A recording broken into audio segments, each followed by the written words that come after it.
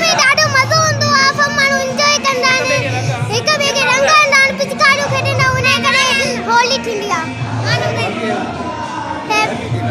Happy Holi, happy Holi, happy Holi, happy Holi, happy Holi, happy Holi, happy Holi, happy Holi.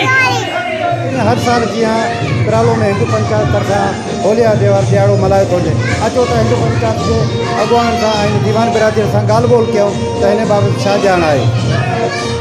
चार तरफ़ ॾिसूं था हिन वक़्तु त जहिड़ा झगड़ा हर को नफ़रत जे वड़ चढ़ियल आहे, पर असां इहे अहिड़ो मौक़ो आहे साल में हिकु ईंदो आहे जेको असां ख़ुशियुनि जे रूप में सभिनी खे स्वागत कंदा आहियूं।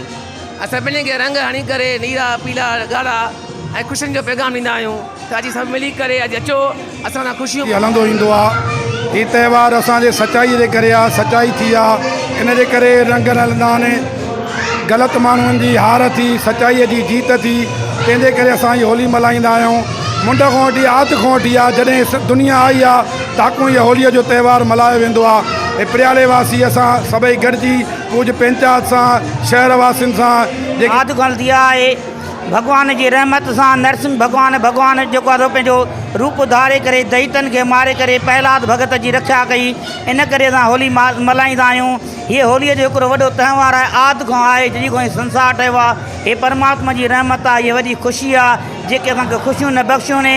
हिते नफ़रत न हुजे त अहिड़ा ख़ुशियुनि जा मौक़ा हुजनि ई न। भॻवान हीअ असांजी सिंध जहिड़नि झगड़नि जे वर चढ़ी वई आहे। चौधारी जहिड़ा झगड़ा हली रहिया आहिनि, ॼण ईअं पियो महसूसु थिए त असांजी सिंध हिकिड़ी बेरंगीन थी वई आहे। अचो त असां हिन खे रंगीन बनायूं होलीअ जे त्योहार सां। सभिनी खे हैप्पी होली। सिंध हिंद में रहंदड़ हिंदू मुस्लिम भाइरनि खे होलीअ जूं लख लख वाधायूं।